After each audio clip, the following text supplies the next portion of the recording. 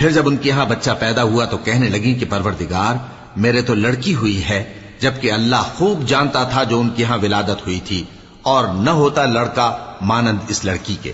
اور کہنے لگی میں نے اس کا نام مریم رکھا ہے، اور میں اس کو اور اس کی اولاد کو شیطان مردود سے تیری پناہ میں دیتی ہوں۔ تو اس کے پروردگار نے اس کو پسندیدگی کے ساتھ قبول فرمایا اور اسے اچھی طرح پرورش کیا، اور زکریا کو اس کا کفیل بنایا۔ زکریا جب کبھی عبادت گاہ میں اس کے پاس جاتے تو اس کے پاس کھانا پاتے۔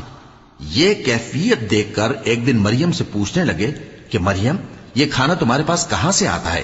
وہ بولی کہ اللہ کے ہاں سے آتا ہے، بے شک اللہ جسے چاہتا ہے بے حساب